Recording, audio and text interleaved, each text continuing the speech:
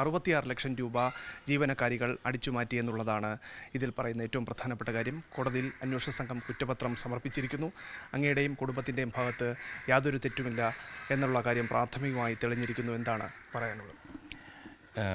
ഇതിപ്പോൾ നമ്മൾ കുറ്റപത്രത്തിൻ്റെ ഒരു കോപ്പി നമുക്ക് ലഭിച്ചിട്ടില്ല. നമ്മളെല്ലാ കാര്യങ്ങളും അറിഞ്ഞിരിക്കുന്നത് മാധ്യമങ്ങൾ വഴിയാണ്. അപ്പോൾ ഇതിൽ പ്രധാനമായിട്ടും ഞാൻ മാധ്യമത്തിലൂടെ കണ്ടത് നമ്മൾ കൊടുത്തൊരു കേസ്, അതായത് നമ്മൾ വാദികളും അവർ പ്രതികളുമായിട്ടുള്ള അതിൽ കുറ്റപത്രം സമർപ്പിച്ചിരിക്കുന്നു. അതിനകത്ത് ഫൈൻഡിങ്സ് എന്ന് വെച്ചാൽ അവർ പറയുന്ന 66 ലക്ഷം എടുത്തിരിക്കുന്നു. പിന്നെ നടത്തിയ വിശ്വാസവഞ്ചന കുറേയധികം കേസുകൾ പറഞ്ഞിട്ടുണ്ട്. അതിലേറ്റവും പ്രാധാന്യത്തോടെ തോന്നിയത് അതായത് ഞാൻ പ്രതിയായിട്ടുള്ള കേസിൽ കുറ്റപത്രം കൊടുത്തിട്ടില്ല, പക്ഷേ കേസിൽ കഴമ്പില്ല. അത് വലിയ റിലീഫാണ്. കാരണം എനിക്ക് അവർക്കെതിരെ കൊടുത്ത പരാതിയേക്കാൾ നമുക്കെതിരെ കൊടുത്ത കേസിൽ നമ്മൾ കുറ്റക്കാരല്ലെന്ന് വന്നാൽ അതായിരിക്കും ഏറ്റവും വലിയൊരു ജീവിതത്തിലെ ഇതുവരെയുള്ളൊരു നേട്ടങ്ങളൊന്നും. കാരണം നമ്മൾ ഈ 57 വർഷം ഞാൻ ജീവിച്ചതും ഈ മക്കളെ വളർത്തിയതും മക്കൾ വളർന്നതും ഒരു നല്ലൊരളവിൽ സത്യസന്ധമായാണ് ഞങ്ങൾ ജീവിച്ചു വളർന്നത്. അപ്പോൾ അതിന് നമുക്ക് പ്രകൃതി തരുന്ന അല്ലെ ദൈവം തരുന്ന ഒരു സമ്മാനമായിട്ടാണ് ഞാനത് കാണുന്നത്. ഇത്തരത്തിലൊരു കൗണ്ടർ പരാതി കൊടുത്തുകൊണ്ട് അങ്ങയെയും കുടുംബത്തെയും ആക്ഷേപിക്കുന്ന തരത്തിലേക്ക് വരെ സാഹചര്യങ്ങൾ അന്ന് എത്തിയിരുന്നു. വല്ലാത്തൊരു ട്രോമയിലൂടെ ആയിരുന്നു അങ്ങയും അങ്ങയുടെ കുടുംബവും കടന്നുപോയത്. എങ്ങനെയാണ് ആ ഒരു സാഹചര്യത്തെ ഓർത്തെടുക്കുന്നത്? അല്ല, അതവിടെയാണ് പൊതുവേ ഞാനിങ്ങനെ രാഷ്ട്രീയപരമായൊരു വിഷയം സംസാരിക്കാറില്ല, ഒന്നും അങ്ങനെ കാണാൻ ആഗ്രഹിക്കുന്നില്ല. പക്ഷെ അന്ന് സംഭവിച്ചെന്ന് വെച്ചാൽ ഒരാൾ പരാതി കൊടുക്കുന്നു, ആ പരാതിയിൽ അന്വേഷണം തുടങ്ങാതെ കൗണ്ടർ ഒരു പരാതി കൊടുക്കുന്നു, അതായത് പരാതിക്കാർ കൊണ്ട് കൊടുക്കുന്ന പരാതി. അപ്പം നമ്മുടെ പരാതിയെ താത്തി വെച്ചിട്ട് ആ പരാതിക്കാരുടെ പരാതി അന്വേഷിക്കുകയും അതിൽ FIR ഇടുമ്പോഴത്തേക്ക് എനിക്കൊന്ന് ചരിത്രത്തിൽ അങ്ങനെ എത്രയിടത്ത് സംഭവിച്ചിട്ടുണ്ടെന്ന് എനിക്കറിയില്ല. എൻ്റെ അറിവിൽ ഇത് ആദ്യമായിട്ടാണ് അങ്ങനെ സംഭവിച്ചത്. അതും ഇട്ട വകുപ്പുകളെല്ലാം നോൺ വെയിലബിളും ആയിരുന്നു. യാതൊരു തെളിവില്ലാതെ നമ്മളൊരു അറസ്റ്റിലോട്ട് പോകുന്നൊരു ഇതുണ്ടാക്കുമ്പോൾ, അതും ഇതിൽ രണ്ടാം പ്രതിയായിരിക്കുന്ന ഇവള് അന്ന് 9 മാസം ഗർഭിണിയായിട്ടിരിക്കുന്നു. അതെന്തുകൊണ്ടാണ് അങ്ങനെ ഒരു വീഴ്ച സംഭവിക്കുന്നത്? ഇവിടെയാണ് നമ്മൾ ഈ രാഷ്ട്രീയപരമായ ഒരു മോശവശം കാണുന്നത്.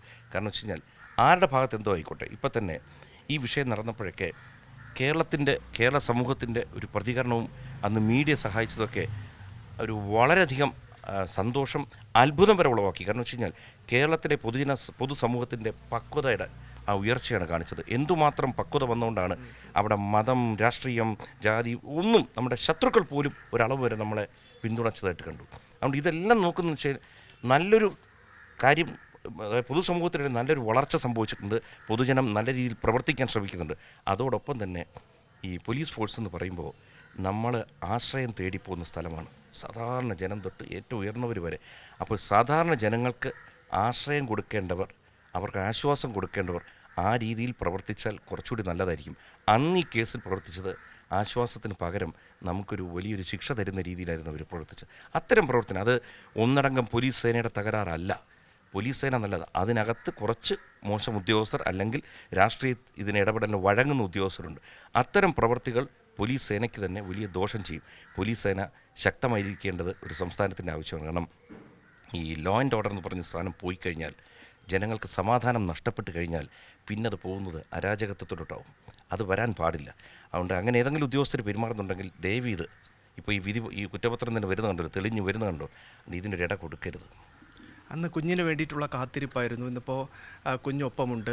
വലിയൊരു മാനസിക സമ്മർദ്ദമൊക്കെ ആയിരിക്കും അന്ന് അനുഭവിച്ചിട്ടുണ്ടാവുക. അപ്പോൾ ആ ഒരു സാഹചര്യം എങ്ങനെ ഓർത്തെടുക്കുന്നു? ഒപ്പം സർക്കാരിൽ നിന്ന് കിട്ടിയ പിന്തുണ, പോലീസിൽ നിന്നും മാധ്യമങ്ങളിൽ നിന്നുമൊക്കെ തന്നെയും കിട്ടിയ സപ്പോർട്ട്, അതിനെങ്ങനെ കാണുന്നു?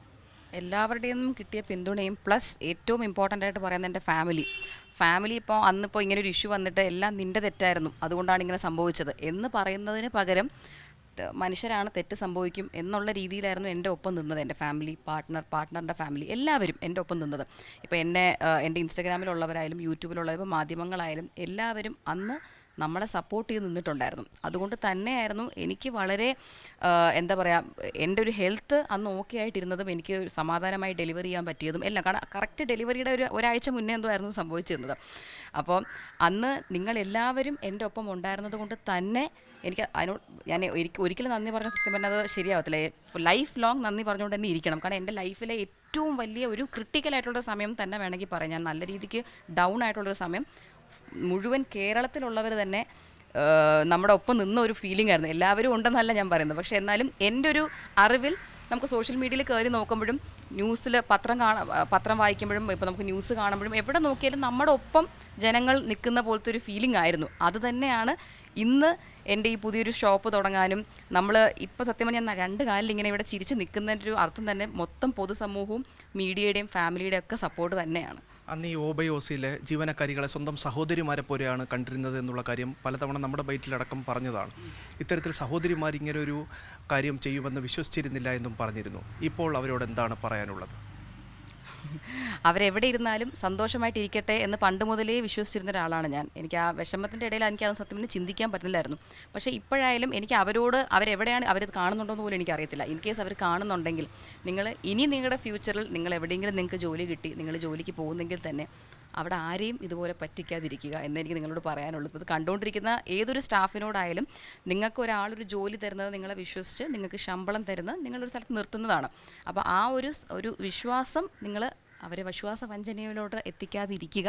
എല്ലാ ഓണർമാർക്കും ഒരു സമാധാനമായിരിക്കും നമുക്ക് വിശ്വാസമുള്ള ആൾക്കാർ നമ്മുടെ കൂടെ നിൽക്കുമ്പോൾ. ഓഫ്കോഴ്സ് നമുക്ക് എല്ലാവരും ഇന്നത്തെ കാലത്ത് കണ്ണുപൂട്ടി വിശ്വസിക്കാൻ പറ്റുന്നല്ല ഞാൻ പറയുന്നത്. പക്ഷേ സ്വന്തം സഹോദരിമാരെ പോലെയോ സ്വന്തം സഹോദരനെ പോലെയോ കണ്ട് നമ്മളിങ്ങനെ നമ്മുടെ ഒരു ഇടം കൈ വലം കൈ ആയിട്ട് നിർത്തുന്നുണ്ടെന്നുണ്ടെങ്കിൽ അതൊരു വിശ്വാസത്തിൻ്റെ പേരാണ്.